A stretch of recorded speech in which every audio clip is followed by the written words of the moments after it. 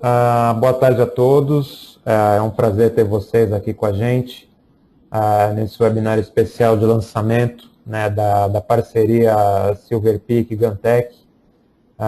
Com muita felicidade, muito orgulho que a gente convida vocês a assistirem esse webinar que tem tudo a ver com esses novos rumos que a TI está tomando, que a tecnologia, a segurança, tudo está encaminhando que é para otimizar, na verdade, não só redes, mas como também o trabalho, né? O dia a dia merece um ganho de tempo a mais aí na execução das tarefas. E esse webinar aqui é realizado em parceria com a Silver Peak, né? Eu sou o Rodrigo, do marketing aqui da Gantech, e em parceria com o Francisco Pinto, que é o VP de Vendas América Latina aqui da Silver Peak. Primeiramente, eu gostaria de passar alguns conteúdos específicos aqui nosso, né, da Gantech. A Gantech ela tem o prazer de entregar soluções em segurança basicamente focados nas soluções sob medida, né? Entregar para o cliente projetos de segurança da informação que sirvam exatamente de acordo com as necessidades dele. Isso para a gente até um termo de muita valia. A Gantech ela é uma boutique de serviços, né? Você tem tudo à sua mão, tudo à disposição.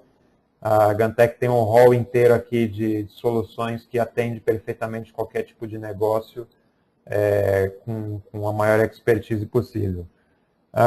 Nós temos o nosso SOC, né, aqui, que é 24/7, sempre à disposição dos clientes, precisando de um suporte técnico, de acordo com as necessidades contratadas, ajustadas, a gente tem aqui para entregar. E além disso, nós temos aqui uma preocupação muito grande de gerar conteúdo para os nossos clientes, gerar um conteúdo significativo e pertinente, né? Fazer uma comunicação de tecnologia em segurança da informação que seja interessante para o cliente acompanhar. Todas as novidades, boletim técnico, atualização de sistemas, de firmware, enfim, tem todo um rol de informação aqui disponível. E agora os webinars, né, que nós vamos disponibilizar também para os nossos clientes, amigos e parceiros. Falar um pouco sobre a parceria agora, né, da Silver Peak e Gantech. A parceria é uma parceria estratégica que visa trazer um valor maior aos projetos que nós entregamos, né? Tem toda a parte de agregar justamente a essa estrutura de segurança que é oferecida ao cliente, a otimização de links também. E com isso nós trazemos mais desempenho e produtividade para o dia a dia dos nossos clientes. Para a gente começar a falar sobre otimização, eu proponho aqui uma pergunta que ela é extremamente conceitual, né? O que é otimização para você? A otimização ela pode ser interpretada de diversas maneiras de acordo com o cenário de cada um, mas acho que no fundamental, no básico, é interessante a gente ter a palavra ao pé da letra, né? Aí eu trouxe esse trecho aqui extraído do dicionário, que otimizar significa, né, tornar ótimo, né, ideal, próximo à perfeição aquilo que a gente almeja. Empregar técnicas, né, técnicas avançadas para poder ter sempre os melhores caminhos, as melhores alternativas para se atingir determinados objetivos do dia a dia. E é isso que a gente quer trazer para os nossos clientes, trazer uma ferramenta top de linha, como é a solução da Silver Peak, para poder atender a necessidade aí de vocês para os projetos de segurança que a Gantech oferece. Bom, então vamos falar de Otimizar a produtividade. Vamos falar de otimização de links. Agora eu vou passar a palavra aí para o Francisco Pinto para dar continuidade aí no conteúdo técnico sobre otimização de links via SilverPeak. Vou te passar aí a tela, Francisco. Você pode conduzir aí a apresentação. Ok. Muito obrigado, Rodrigo, e boa tarde para todos os participantes. Bom, primeiro falar sobre a parceria, né? Acho que você já comentou, a Gantech e a SilverPeak estão em parceria para levar esse tipo de tecnologia para o mercado. A SilverPeak é uma empresa que já está há cerca de 5 anos no mercado brasileiro e temos tido um desempenho bastante interessante, bastante favorável. Temos um grande número de clientes instalados no Brasil e na América Latina. Eu vou falar um pouquinho mais para frente sobre isso, com alguns exemplos que nós vamos usar. Muitas das pessoas que a gente conversa já conhecem o que é a otimização de WAN, talvez achem isso um pouco repetitivo, mas eu vou tentar me concentrar nos básicos primeiro, para depois ir para as coisas mais avançadas. Então, a pergunta básica é o que é otimização de WAN? Muitas vezes é expresso pela palavra One Optimization. Né? Primeira coisa, é uma tecnologia para redes corporativas de longa distância. E aqui nós temos dois aspectos. Né? Primeiro, a rede de longa distância, ou seja, esse tipo de tecnologia não provê nenhum valor na rede local. Ele não foi desenhado para a rede local, ele foi desenhado para links de longa distância. E a segunda palavra é corporativo. Tradicionalmente, os usuários de otimização de WAN o utilizam para otimizar seus próprios links e não necessariamente para as operadoras. Então, dificilmente a operadora é um cliente nosso. Tradicionalmente, nossos clientes são empresas colocando essa tecnologia para melhorar alguma coisa na rede de longa distância. O segundo aspecto é que é uma tecnologia simétrica. Ou seja, se a gente olhar para o passado, a gente vai lembrar de algumas tecnologias que existiam assimétricas, né? Onde você coloca somente um equipamento na rede para basicamente fazer traffic shaping e QoS, né? Qualidade de serviço. Também eram chamados de otimizadores em algum momento, mas ficou convencionado que a palavra otimização de WAN está relacionada a equipamentos simétricos dos dois lados do enlace, dos dois lados do link. Para que alguém faz isso? Basicamente para melhorar o desempenho dos aplicativos. Ou seja, alguns aplicativos funcionam muito bem na rede local, mas não funcionam bem na rede de longa distância. A segunda razão é a racionalização ou a diminuição de custos das suas redes. E como finalidade básica é melhorar a experiência do usuário. Então, o que se busca com isso é que o usuário de redes possa ter um desempenho do seu aplicativo na rede WAN da mesma maneira que ele tinha na rede local. Mais recentemente, nós vemos este tipo de tecnologia colocado em dois cenários ou em dois segmentos de mercado. O mais tradicional é do data center por escritório remoto, ou seja, empresas que têm um ou mais data centers e muitos escritórios remotos, trafegando uma série de aplicativos, requerem esse tipo de tecnologia para que esses aplicativos funcionem melhor nessa comunicação entre data centers e escritórios remotos. Porém, mais recentemente, essa tecnologia tem sido utilizada entre data centers para data centers. Aí você tem toda uma nova gama de aplicativos, como, por exemplo, aplicativos para disaster recovery, para replicação de dados e backup remoto. Existem algumas características nesse tipo de comunicação que diferem um pouco da comunicação típica de data center para escritório remoto. Nós vamos falar um pouquinho mais para frente sobre isso. Bom, por que alguém compra isso? Eu, nos 5 anos que eu tenho trabalhado isso no mercado brasileiro, eu nunca consegui encontrar uma outra razão que não seja uma dessas 4 razões básicas. A primeira e mais importante, é para consertar um problema existente em um aplicativo. Ou seja, o cliente tem uma gama de aplicativos na sua área de TI, alguns funcionam bem e, de repente, o seu ERP, ou o seu e-mail, ou o seu base de dados Oracle não funciona bem na rede de longa distância e o cliente se sente necessitado, motivado a comprar essa tecnologia para consertar algum tipo de anomalia dos seus aplicativos. Essa é a principal razão que eu tenho visto até o momento. A segunda é diminuir os custos inerentes às redes de longa distância ou à contratação de links das operadoras, né? Também uma razão importante, mas não normalmente a principal razão por que alguém compra isso. Olhando um pouquinho mais para frente, ainda associado ao segundo ponto, é a mudança de tecnologia de rede de longa distância.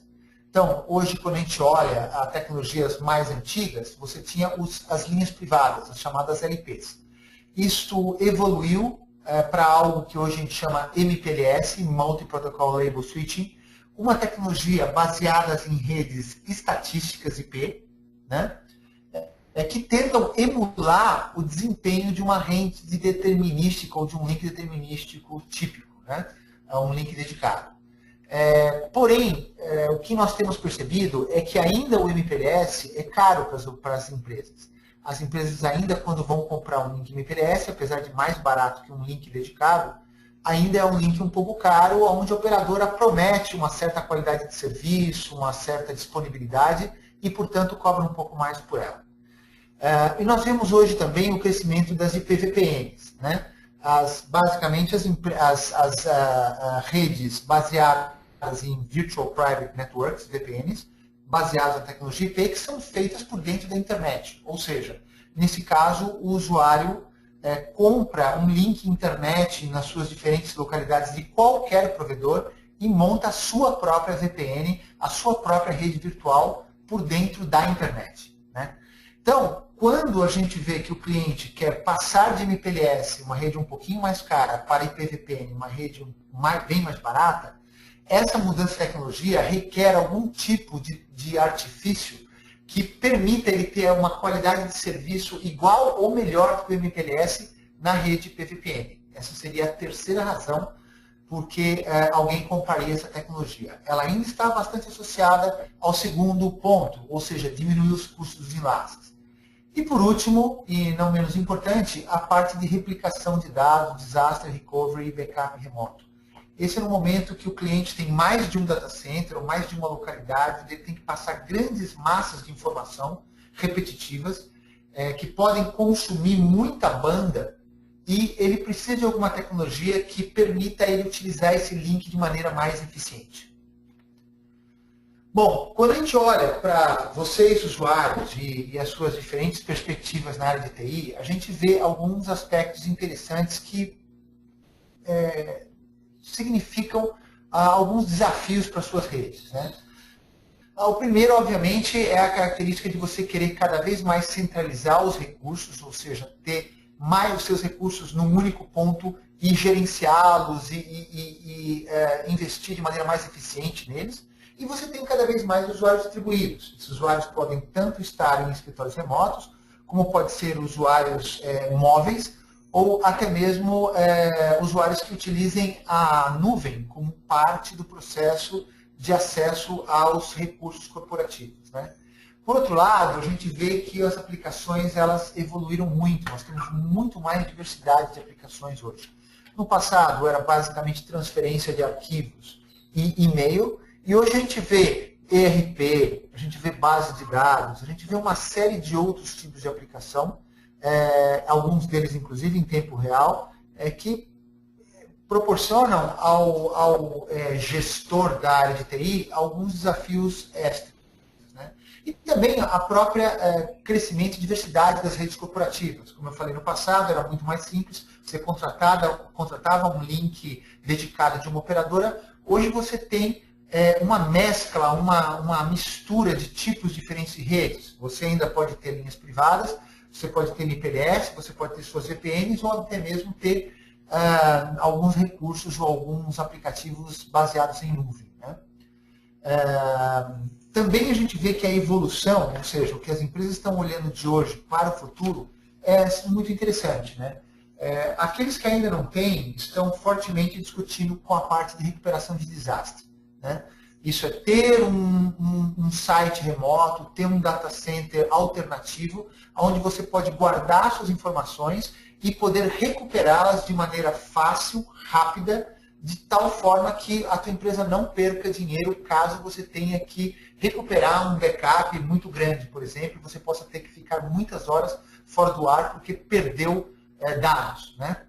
A parte, obviamente, da consolidação desses data centers, muitas empresas, alguns casos nossos, que tinham múltiplos data centers, ou muitos servidores espalhados por diversas localidades, e agora querem colocar esses servidores numa única localização, mesma coisa valendo para a parte de storage, ou mesmo a parte de virtualização, onde não só a virtualização dos servidores, mas algumas empresas estão migrando para ter desktops virtuais, ou seja, máquinas mais simples que possam ter o seu processamento centralizado em algum ponto e você acessa esse processamento através de uma máquina virtual. Né? Existe uma série de soluções no mercado para isso, muita gente chama isso de VDI ou de ThinkLight. Bom, tudo isso faz que a sua WAN seja cada vez mais sob pressão, né? Porque os desempenhos dos seus aplicativos, dos seus usuários internos, vão estar associados agora também ao desempenho da sua WAN, porque você migrou uma série de aplicações que antes estavam centralizadas para outros tipos de usuários que estão mais distribuídos, né? Do ponto de vista eminentemente técnico, por que você precisa da aceleração ou do one-up, né? Basicamente por 3 razões totalmente inerentes às redes de longa distância. O primeiro é a latência, né? É o tempo que um pacote demora para ser transferido, né? Então, mesmo que você tivesse uma rede totalmente perfeita, mesmo que você tivesse uma fibra ótica totalmente dedicada à sua empresa, se você tem uma localidade em São Paulo e outra localidade em Brasília, por exemplo, existe uma distância física que é expressa nas transmissões digitais em milissegundos, né? Existe uma distância física entre São Paulo e Brasília que, mesmo que você tenha um meio perfeito, ela vai ser importante. Por quê? Basicamente porque uma informação não pode trafegar mais rápido que a velocidade da luz, né? Obviamente que quando você tem alguns protocolos, como o TCP, por exemplo, protocolo básico de comunicação entre os aplicativos corporativos, esse protocolo ele tem certas características de handshake, certas características de envio de blocos, que podem vir a multiplicar em várias vezes a latência física que você tem no meio. Com isso, alguns aplicativos são muito sensíveis a isso e vão ter algumas perdas importantes. Nós vamos falar um pouco mais sobre isso, mas a latência é um dos pontos fundamentais. O segundo é a própria congestão de rede inerente às operadoras. Obviamente, a operadora está no negócio de vender banda para terceiros. Quanto mais banda ela puder vender sobre a mesma infraestrutura física que ela tem, melhor vai ser a rentabilidade da operadora. E, portanto, a operadora é limitada na qualidade de serviço que ela pode dar.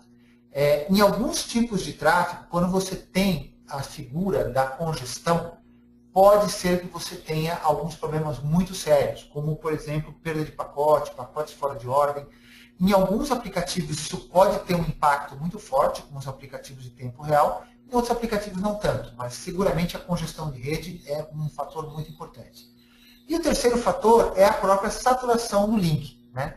Quer dizer, uma grande empresa que tenha múltiplos links, pode ser que em algumas localidades ela tenha bastante tipos de operadoras ou bastante banda disponível naquela localidade, ou pode ser que ela tenha um escritório, uma fábrica, numa localidade distante, onde somente uma operadora aborda aquela localidade, e aquela operadora só tem um tipo de link, e aquele link só tem um tipo de banda, vamos dizer 1 megabit por segundo ou 512 kilobits por segundo.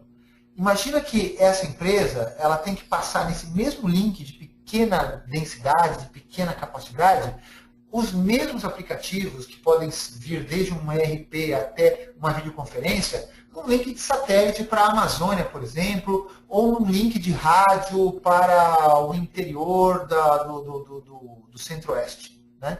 Então, a saturação do link pode ser um problema sério também em ter que passar alguns aplicativos corporativos. Então, nós falamos em latência, em congestão e em saturação de link, né?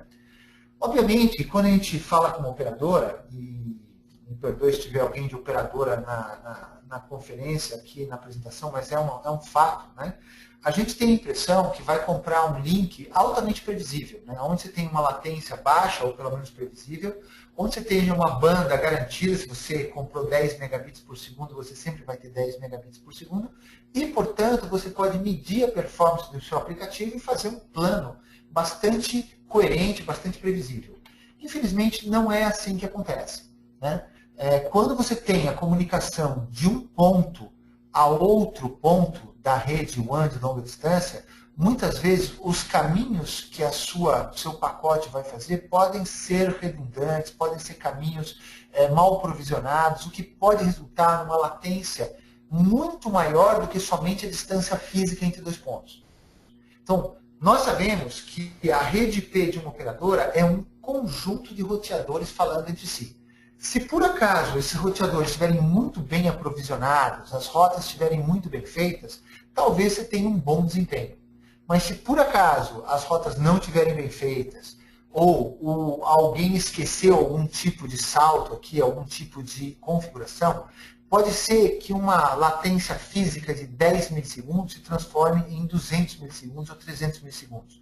Porque cada roteador que você passar, cada salto que você tiver, vai adicionar latência para a sua comunicação. O ponto é que é impossível para um usuário saber exatamente o que vai acontecer na rede de longa distância dele, porque é uma rede que não pertence a ele, pertence à operadora. Obviamente, essa rede está suscetível à congestão. Se você tiver diversos clientes ao mesmo tempo nessa rede, pode ser que seu pacote não passe, porque a rede está congestionada em certos momentos do dia. Pode ser que alguns dos seus links estejam saturados. E pode ser que você tenha erros nessa rede que resultem em perda de pacote ou de pacotes fora de ordem.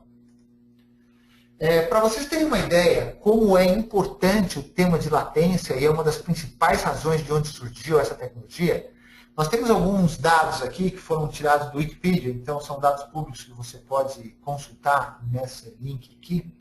Se você tem uma latência de 150 milissegundos num determinado local, o máximo throughput que uma conexão TCP/IP pode alcançar é 4.3 megabits por segundo. Isto é fato, dentro de uma conexão TCP/IP. O que quer dizer isso? Isso quer dizer que se você comprar uma banda de 10 megabits, o teu aplicativo ele pode usar no máximo 4.3. Não dá para usar os 10 megabits disponíveis no enlace. Obviamente que 150 milissegundos é uma latência bastante comum nas redes MPLS brasileiras, por exemplo. Basta você fazer um ping e você medir isso. Se você tiver uma latência de 200 milissegundos, que tampouco é uma latência muito anormal, o máximo throughput que você consegue é 2.5 megabits por segundo. E se você tiver uma de 300 milissegundos, é 1.7 megabits por segundo. Isso quer dizer o quê? Se você tiver, sei lá, 7, 8 aplicativos funcionando ao mesmo tempo, o máximo que cada um deles vai conseguir utilizar é 1.7 megabits por segundo. Então, não importa se você reclamar para a operadora e a operadora falar, olha, o problema é o seguinte, meu amigo, você tem 10 megabits por segundo, mas como você tem 10 aplicativos, você vai ter que usar 50 megabits por segundo. Não quer dizer nada. Cada aplicativo seu só vai estar usando 1.7 megabits por segundo numa latência de 300. Então, para a operadora, aumentar a banda sempre é a solução para tudo. E isso prova que não poderia ser menos verdade. Aumentar a banda não vai mudar a sua latência, infelizmente. Então, isso é para desconstruir um pouco a ideia que jogar banda na rede vai consertar tudo. Infelizmente, não vai. Se você olhar a perda de pacote também, uma perda de pacote na faixa de acima de 0,1, ela já degrada o seu throughput. Quer dizer, a 0,15, você tem basicamente 20 e poucos megabits por segundo como throughput máximo. Se você vai para menos que isso, você não tem. Para menos que isso, você vai, muito possivelmente, acima de 0,1% de perda de pacote, você vai já para menos de 10 megabits por segundo. Então, isso é para mostrar que perda de pacote e a latência tem um impacto bastante dramático no que você pode ter de throughput.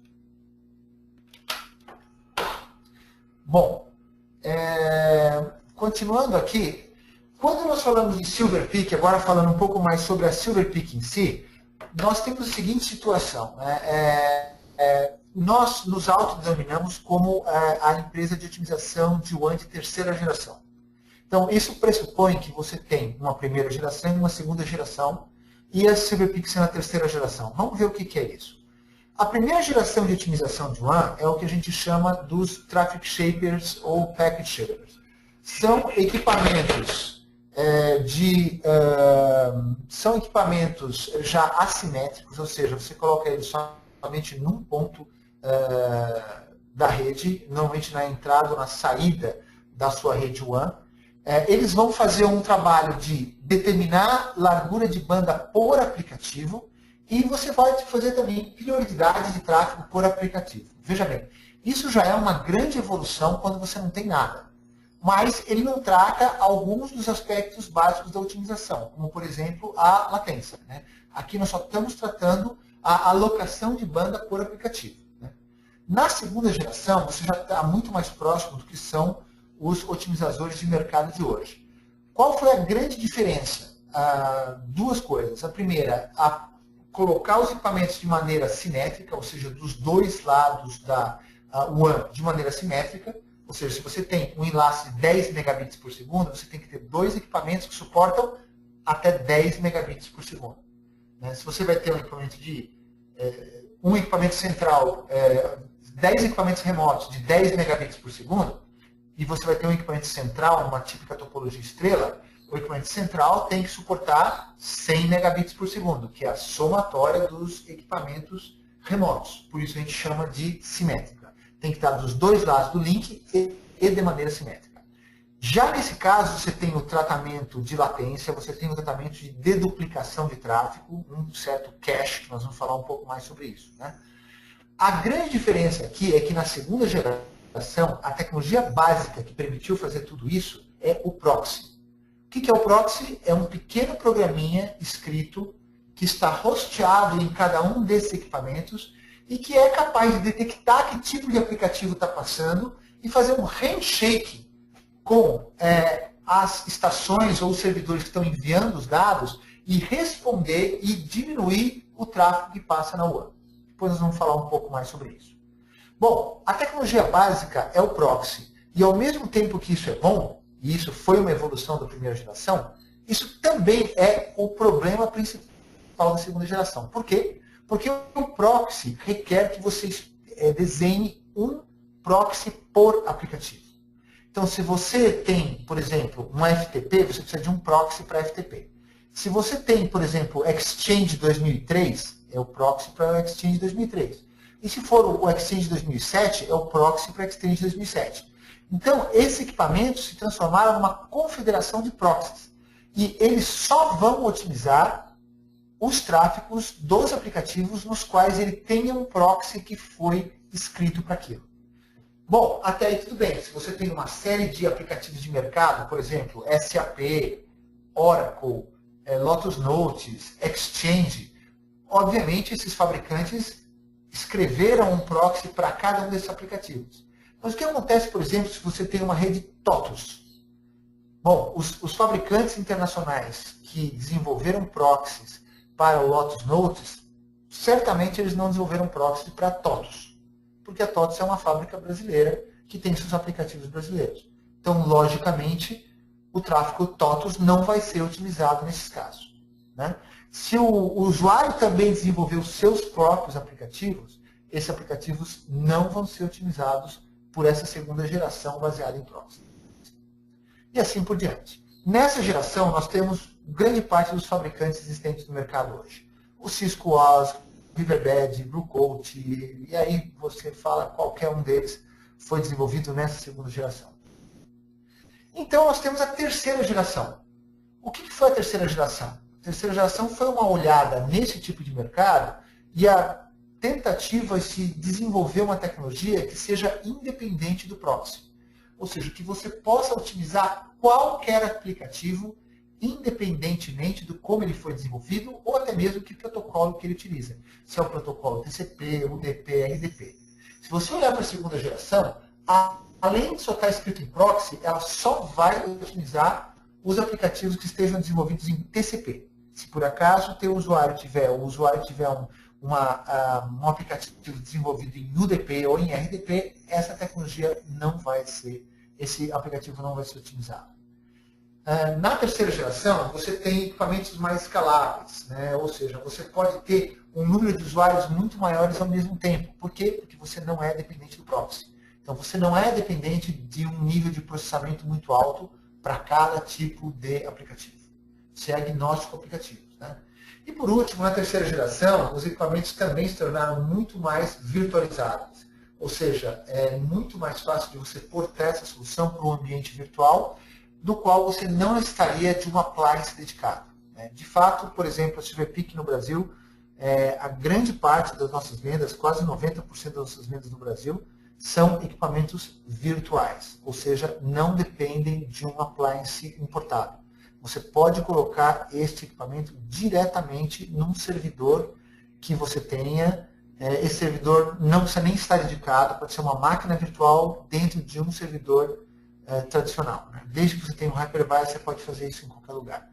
Isso foi um salto de qualidade muito grande. Depois eu vou usar alguns exemplos sobre isso também.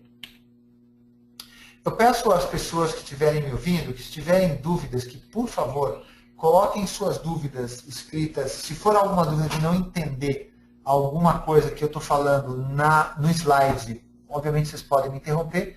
Se for alguma dúvida só por nível de curiosidade ou algo que a gente possa resolver no final, eu peço que vocês mandem por chat as dúvidas e no final o Rodrigo vai me ajudar lendo as dúvidas e eu vou respondê-las à medida do possível. Né? Bom, o fato é que a tecnologia de proxy ela já não atende mais o que os usuários precisam. Os usuários precisam hoje de uma tecnologia de one-op fácil de instalar, que não requeira muita configuração, que você não requeira configurações por aplicativo. Né? Ela quer algo que seja instalável em qualquer localidade, não só na localidade central. Ou seja, que ela seja simples de instalar e que ela possa utilizar qualquer tecnologia, qualquer aplicativo em qualquer localidade. Né? E, por último, ela quer algo também que possa dar visibilidade do aplicativo que está passando. Ou seja, apesar de você ser agnóstico na parte de otimização, é importante que o usuário veja em cada link qual é o desempenho de cada aplicativo em separado. Com isso, a SilverPeak veio com uma plataforma, tecnologia bastante inovadora e bastante inusitada. Né? Nós chamamos essa tecnologia de VXOA, ou Virtual Acceleration Open Architecture. Algumas características dela. Né? Primeira, é a independência de hardware. Ele funciona tão bem no nosso appliance físico, como ele funciona no appliance virtual. Eu constantemente tenho dúvidas, respondo dúvidas de usuários, e inclusive sou questionado sobre isso. Francisco, como é que é possível que num ambiente virtual ou num servidor ele funcione melhor que no seu appliance? Bom, aqui nós temos duas situações. Primeiro, nosso appliance nada mais é que um servidor um pouquinho mais dedicado. Ele tem algumas coisinhas especiais. Mas cada caixa minha, no formato físico, ela é feita por uma certa banda. Né? Então, nós vamos falar um pouquinho mais para frente sobre isso. Porém, vamos dizer no meu appliance mais simples, um appliance para 2 megabits por segundo, ele tem lá uma quantidade de processamento, tem uma quantidade de memória RAM e tem uma quantidade de disco. Ora, se o seu servidor tiver mais processamento, mais memória RAM e um disco melhor do que o meu disco, por exemplo, meu disco é um disco SATA, se você tiver um disco SAS ou tiver um disco SSD no seu servidor, muito possivelmente o seu appliance virtual vai funcionar melhor que o appliance físico da SilverPeak. Então, não tem nada que impeça que um appliance virtual funcione tão bem ou até melhor que um appliance físico. A outra característica é não necessitar de plugins, ou seja, se hoje você tem um certo tráfego e amanhã você vai comprar um novo aplicativo, você pode estar certo que o seu sistema operacional, o seu equipamento de otimização, ele vai otimizar aquele aplicativo. Diferentemente dos outros fabricantes, que você tem que ver se o sistema operativo que você tem, ele está desenhado para a última versão de Windows, se ele está desenhado para a última versão de Citrix. para a última versão do Lotus Notes, por exemplo, ou você tem que fazer um upgrade sobre aquilo. Né? O nosso, você sabe de cara que qualquer aplicativo que você compre hoje ou no futuro vai ser otimizado. Uma coisa interessante é que essa capacidade de virtualização nossa também permite que nós estejamos hosteados, não somente no servidor, mas, por exemplo, num hardware de rede. Para dar uma ideia para vocês, o maior cliente mundial da Silverpeak, que hoje é a Apple Computers, ele tem grande parte dos Silverpeaks comprados, eles estão hosteados dentro de um Cisco 6509. Ou seja, o próprio roteador da Cisco, você pode colocar uma placa UCS dentro do roteador da Cisco, virtualizar essa placa e rodar o appliance virtual da Silverpeak dentro de um roteador Cisco. Mas também nós fazemos isso em alguns switches da Avaya também, nós fazemos isso em alguns outros tipos de equipamento. Então, é legal saber que você tendo um hardware no campo, você tendo um hardware na localidade, você pode usar ele para hostear o Silverpeak. E por último, a parte de flexibilidade de preço. Nós não só vendemos equipamentos físicos ou licenças perpétuas no modelo virtual, mas também lançamos subscrição no modelo virtual. Ou seja, se você não tiver CAPEX, não tiver budget, não tiver orçamento para comprar os equipamentos, você pode alugá-los até um período de tempo que você acha conveniente. Se amanhã você vai crescer ou diminuir as licenças, basicamente você só vai jogar com as licenças, você não vai ter que comprar um outro equipamento. Se você hoje tem um link de 10 megas e de repente você vai subir esse link para 20 megas, basta você mudar a licença, você não tem que mudar hardware, você não tem que mudar o appliance de uma maneira geral. Também uma proteção do seu investimento bastante interessante. Bom, como funciona isso na prática? Né? Então, imaginemos que vocês têm aqui uma camada de aplicativos, né? Aí você tem o nosso sistema operacional, ou nossa plataforma VxOA. Ela pode estar expressa em dois tipos de produtos virtuais, o VX, que é para a otimização de uma tradicional, e o Velocity, que é para a otimização de replicação de dados. Vamos falar isso mais para frente.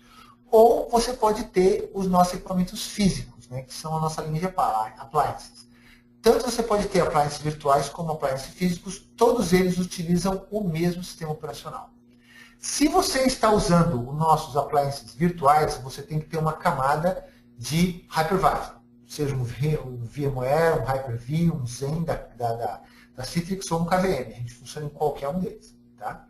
E se você tem um hypervisor, você pode estar nos típicos servidores tradicionais de rede, que é o mais comum que você acha, mas você está podendo estar dentro de uma placa de servidora dentro de um equipamento de rede, você pode estar dentro de um storage, ou até mesmo você pode ter a tua infraestrutura de appliances e ter alguns serviços dentro de provedores de nuvem, que esses provedores de nuvem já têm Silverpeaks lá dentro, e você pode comprar a utilização desses Silverpeaks dentro da nuvem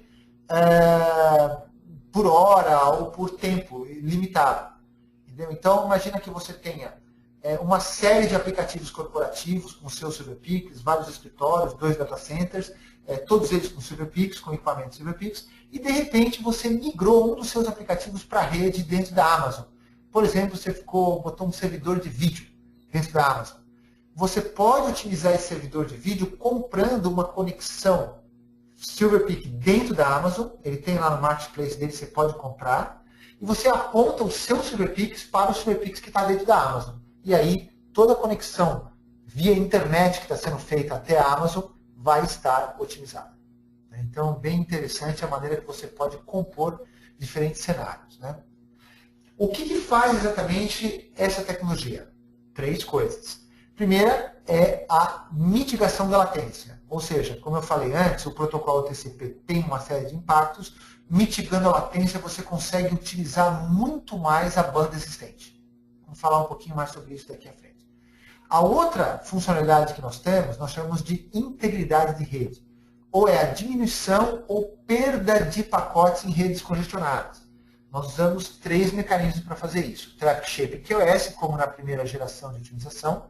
Algo proprietário chamado Forward Error Correction, FEC. E outra coisa proprietária chamada Packet Order Correction, ou POC. Nós vamos falar mais para frente sobre eles, mas através desses 3 mecanismos, você consegue pegar um link altamente congestionado e consegue dar uma qualidade de serviço que você somente teria em linhas privadas no passado. Então, é consertar a rede da operadora através de ter dois equipamentos dos dois lados do link. E por último, a PERX de memória de rede ou deduplicação do tráfego em tempo real, que é a capacidade de você evitar passar tráfegos repetitivos.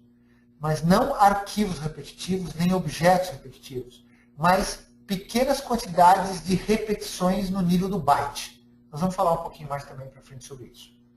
Com isso, o grande segredo da Silverpeak é a nossa capacidade de fazer a otimização em camada 3. Nós não temos que conhecer o aplicativo para poder otimizá-lo. Nossos concorrentes têm que fazer isso.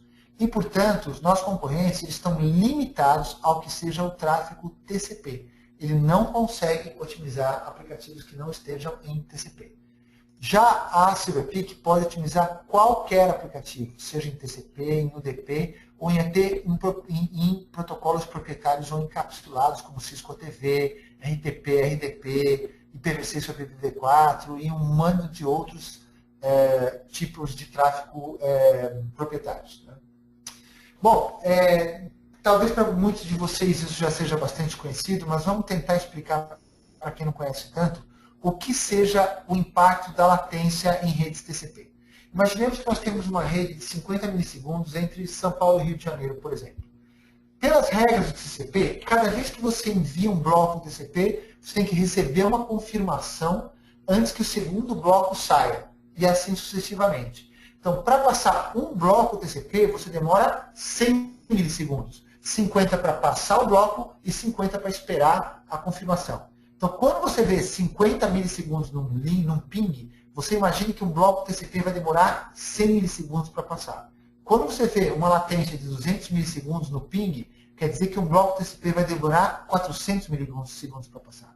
Nesse exemplo aqui, 3 blocos numa rede de 50 milissegundos demoraram 300 milissegundos para passar, porque é 3 vezes o dobro da latência física. O que a tecnologia de mitigação de latência faz? Ela manipula as janelas TCP, ela bota vários blocos dentro de uma única janela e envia uma única confirmação.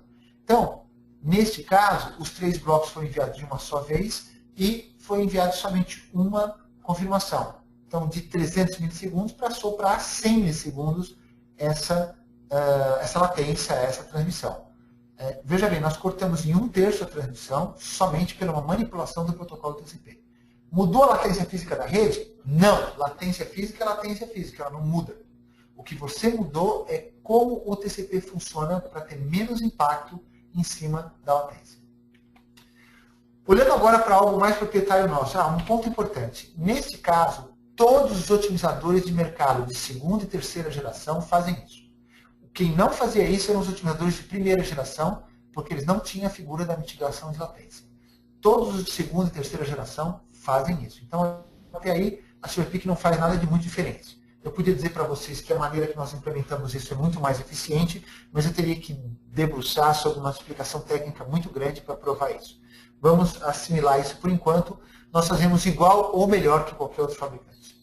Já a integridade de rede é algo que só a Silverpeak faz e é algo totalmente proprietário e patenteado nosso.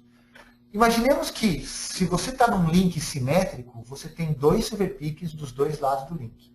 Imagina que nós vamos passar um tipo de tráfego aqui, IP, de algum tipo de aplicativo que não tem o reenvio de pacote em caso de perda. Então vamos falar aqui que foi um pacote UDP.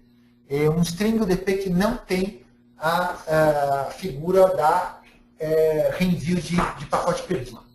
Bom, o que nós fazemos é, como nós estamos interceptando o tráfego entre os 2 lados, imaginemos que isso de novo é São Paulo e Rio de Janeiro, a tecnologia da Silverpeak, ela coloca um pacote proprietário que nós chamamos de pacote FEC, Forward Error Correction, que é um pacote que ele estuda quais os pacotes que tem na frente dele. Então, nesse caso, 1, 2, 3, 4, 5, 6, 7 pacotes, este pacote sabe que tinham 7 pacotes em frente dele. Né? Então, ele anuncia isso de uma caixa para outra, e se perdeu algum pacote, por exemplo, o primeiro da fila, essa caixa falou, saiam daqui 7 pacotes. Essa aqui fala, opa, chegaram 6, obviamente, um se perdeu. Este pacote tem certas informações que permite identificar qual pacote se perdeu. Uma vez que ele identifica qual pacote se perdeu, este protocolo anuncia para esta caixa, para a caixa do lado de lá do enlace, qual pacote se perdeu e quais eram os bytes que compunham esse pacote. Então a caixa vai lá, busca no seu disco uma série de bytes que estão lá armazenados e remonta o pacote antes de enviar o pacote para o servidor. Então, isso, no ponto de vista do servidor, não houve uma perda de pacote, porque o pacote foi remontado no meio do caminho. Para alguns tipos de tráfego, isso não é algo tão relevante, mas para todos os tráfegos de real time, né, os chamados de tempo real, isso é muito importante, porque você nem tem a figura da retransmissão e muito menos a figura da perda de pacote. Você consegue recuperar pacotes perdidos inerentes às redes de WAN congestionadas das operadoras. Então, de novo, a congestão fez com que você perdesse o pacote, os equipamentos WebPIC recuperaram esses pacotes. Agora, não só o pacote pode estar perdido, mas o pacote pode ter chegado totalmente fora de ordem, o que vai dar mais trabalho para o servidor recolocar os pacotes em ordem para poder interpretá-los. O que a tecnologia da WebPIC faz, ela também reordena os pacotes que chegaram numa rede totalmente WAN, uma rede de N roteadores, ela coloca os pacotes na ordem original deles para que o aplicativo tenha menos problemas para ler esses pacotes, né? Então isso é bastante interessante em alguns casos, sobretudo caso que você tem tela, teclado, né, visualização de tela teclado, como mainframes, AS400, mas também outros tipos de tecnologias são bastante susceptíveis a pacotes fora de ordem que a gente também coloca. Então, relembrando aqui, dois tipos de tecnologia, o FEC, Forward Error Correction, que faz você recuperar pacotes perdidos, e o POC, Packet Order Correction, que coloca os paquetes na sua forma inicial antes de entregar o pacote para os aplicativos. Bom, na parte de deduplicação de tráfego, como funciona isso? De novo, eu peço desculpas se eu estou sendo repetitivo para aqueles que já conhecem profundamente isso. Para aqueles que não conhecem, eu vou tentar dar uma visão bastante rápida sobre isso. Imaginemos que numa primeira passagem, um tráfego passa pelo equipamento Silverpeak, ele é quebrado em pequenos pedaços, ele é analisado, esses pedaços são guardados no nosso disco, a gente passa ele pela WAN, guarda ele do outro lado e só então a gente entrega para o destino dele. Mais uma vez, imaginando que isso seja São Paulo e Rio de Janeiro. Então, o que nós fizemos? Nós quebramos o tráfego, procuramos padrões de repetição no nível muito pequeno, no nível de sílaba. Vamos imaginar a seguinte situação, fazendo uma analogia. Imagina que o servidor passou a palavra travesseiro pela rede WAN. O Silverpeak vai pegar esse tráfego, ele vai identificar a palavra travesseiro e vai cortá-la em sílabas. Travesseiro.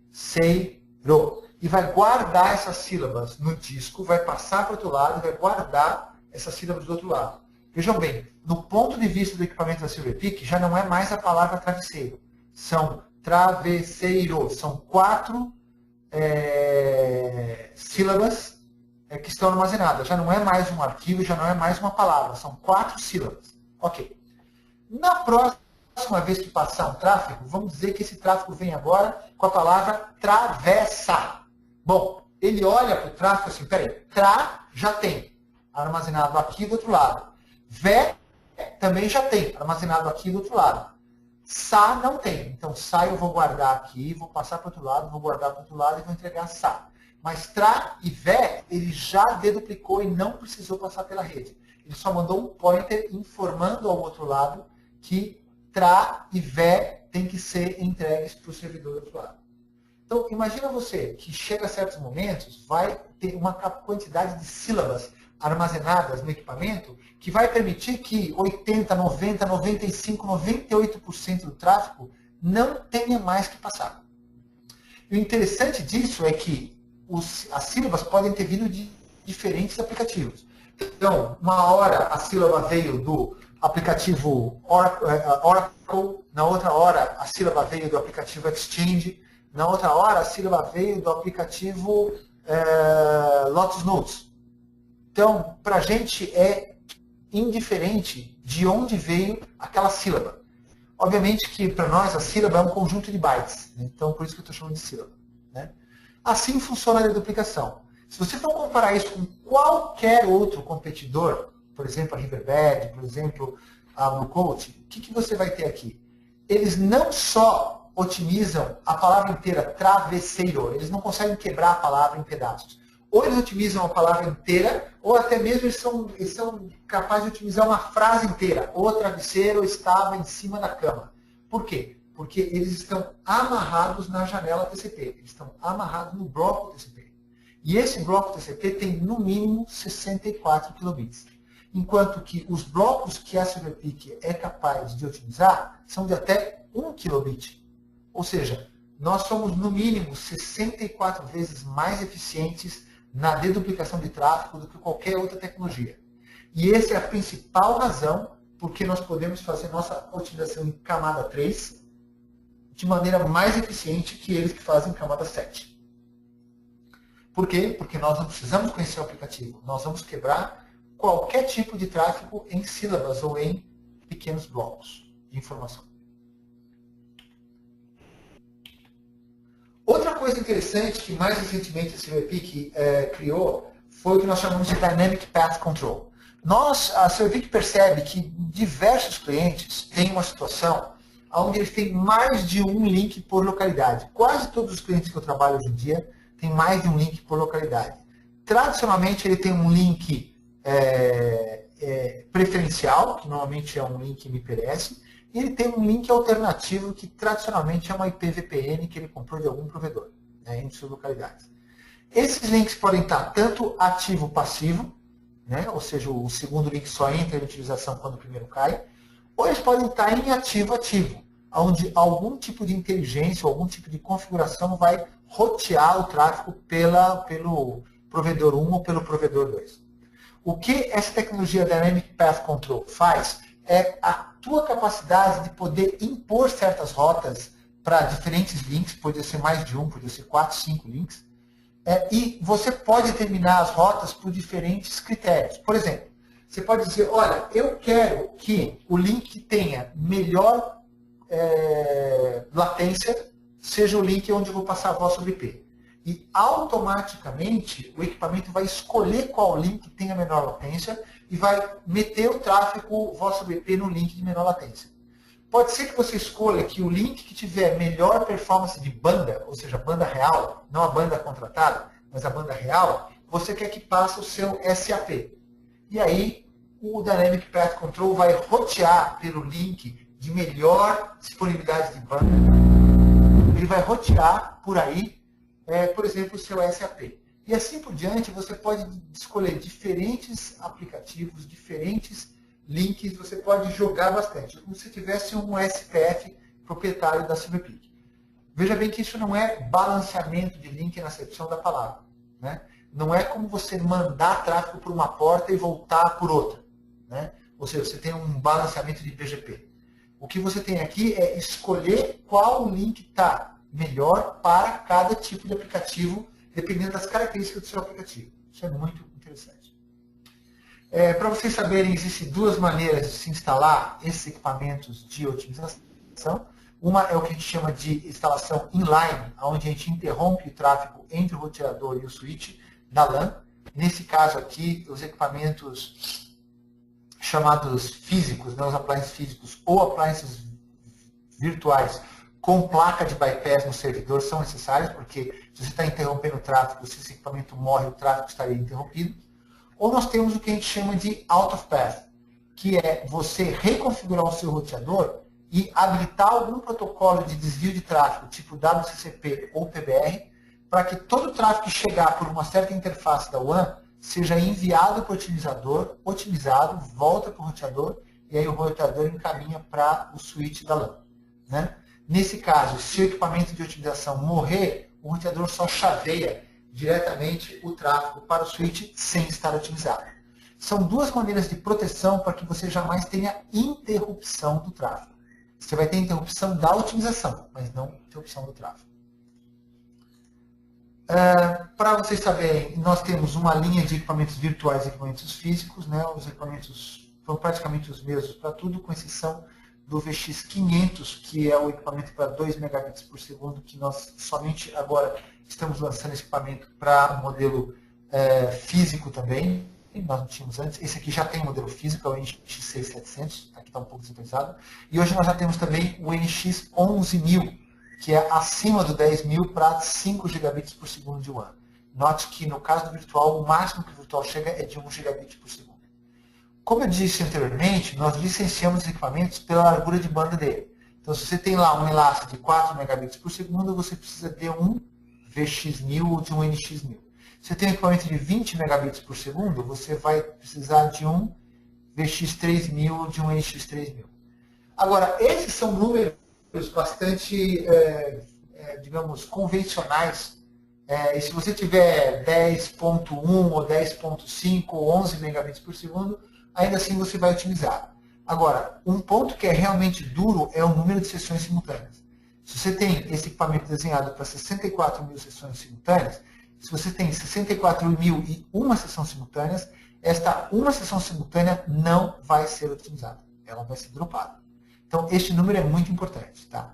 E como é que você chega no número de sessões simultâneas? É basicamente multiplicando o número de usuários simultâneos pelo número de aplicativos que ele tem aberto.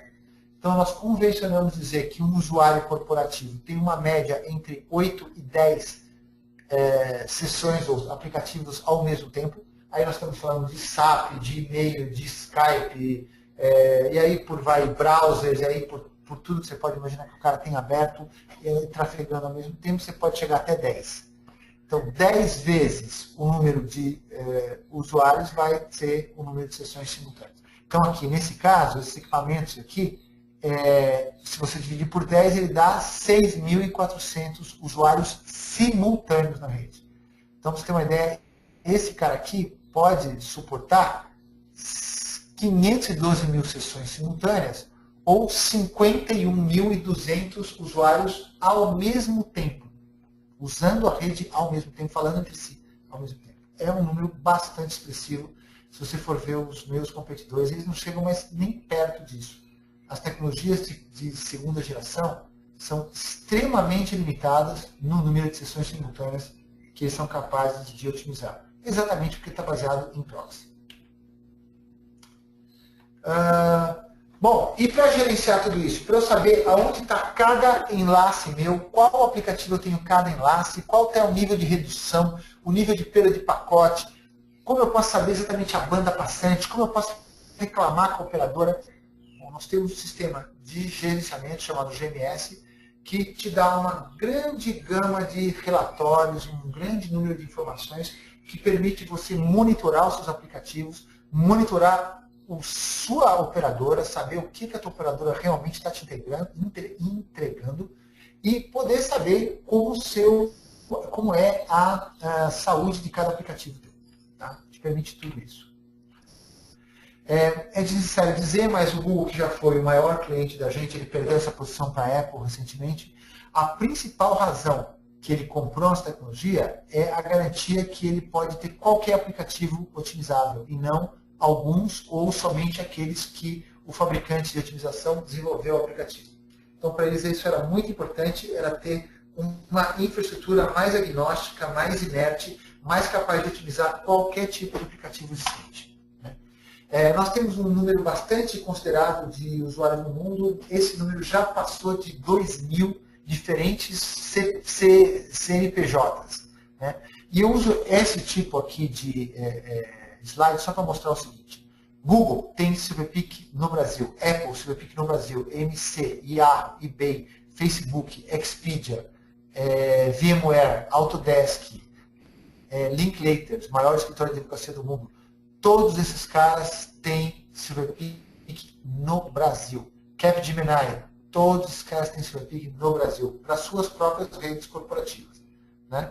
Então, não é alguma coisa que começou ontem. Dell tem no Brasil, tem equipamento de Silverpeak. Então, é uma empresa já consagrada hoje nesse sentido, não é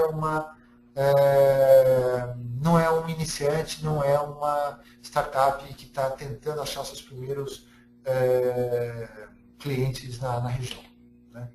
Mas, obviamente, a gente sempre indica aos usuários não acreditar nem no que os parceiros, nem que os fabricantes falam, vai lá, baixa no nosso website, entra no nosso website, você pode baixar um equipamento, desde o menor equipamento que a gente tenha, até o maior equipamento de 1 GB, você pode baixar por 30 dias, sem pedir nada para ninguém, sem ter autorização, basta ir lá e preencher um formuláriozinho com os seus dados, e você vai poder baixar um SuperPIC e testar ele por alguns dias, por até 30 dias. É grátis, não requer nenhum tipo de aprovação. É altamente gratuito. Bom, antes da gente seguir, eu gostaria de falar sobre uma segunda linha, que vocês devem lembrar que eu falei que da linha virtual. Nós tínhamos os VX, mas nós também temos o Velocity, também chamado de VRX. Ele está associado hoje ao conceito de replicação de dados. O que é isso? A replicação é uma maneira que as empresas descobriram para guardar pedaços da informação antes de fazer o backup. Né? Então, por exemplo, se você vai fazer um backup no final do seu dia, pode ser que você já tenha perdido alguma coisa no meio do caminho. Imagine que você perdeu, antes de fazer o backup no final do dia, você perdeu dados durante o dia. Quer dizer, você gravou alguns dados às 10 horas da manhã e às 2 horas da tarde teve um desastre com o seu servidor e perdeu ele. O que aconteceu? Você não conseguiu rodar o seu backup e você já perdeu informações. Né?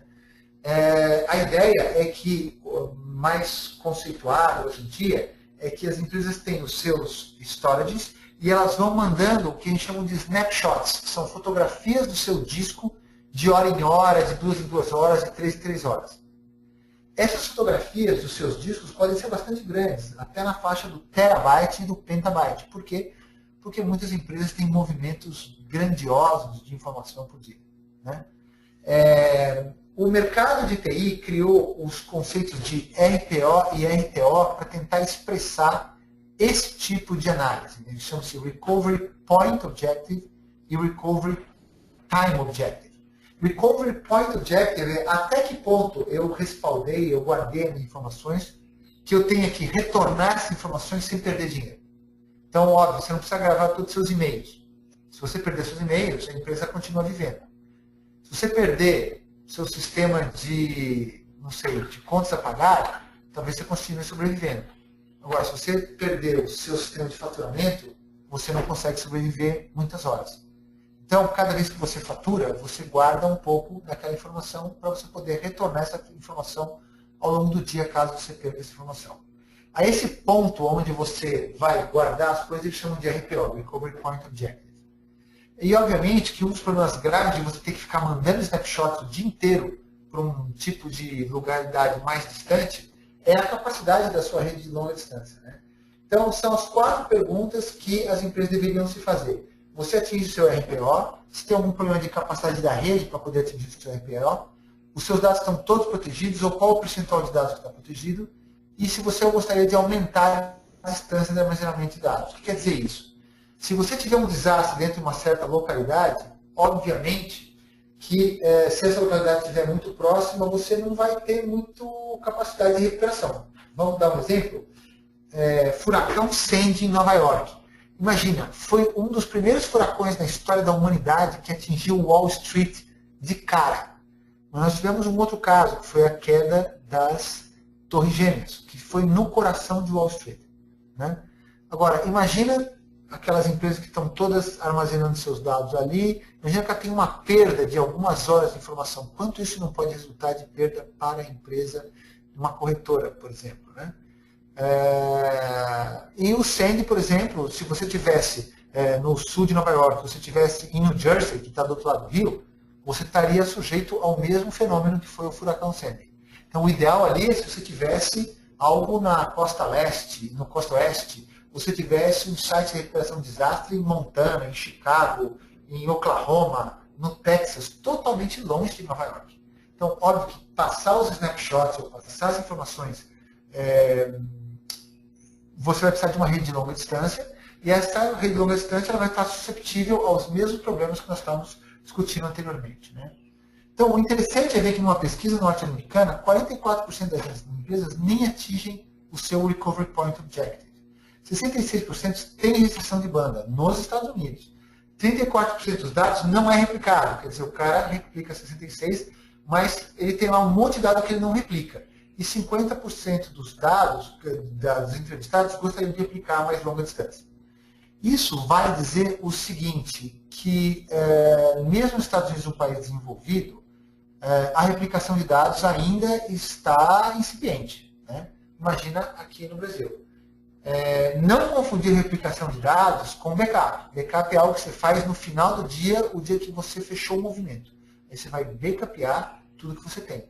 O que você tem no meio do dia, você não consegue rodar muito backup daquilo. Tá? O que você consegue rodar serão snapshots. Né? Os problemas da replicação de dados são exatamente os mesmos problemas que você tem na rede OneOp em geral. Latência, congestão e saturação. Exatamente os mesmos três. E para isso que nós criamos o Velocity. O Velocity ele tem a mesma tecnologia básica VxOA, porém mais voltada para a parte de replicação de dados. O que quer dizer isso? Que ela é mais fácil e rápida de configurar, mais ainda do que os VX ou os MX, e ela usa, por exemplo, mais memória RAM do que memória de disco, e, portanto, ela é mais rápida na despacho das repetições. Né? Também, a maneira que nós licenciamos a tecnologia é um pouquinho diferente da outra. Lembra que a outra está baseada no tamanho do link, tamanho nominal do link. Né?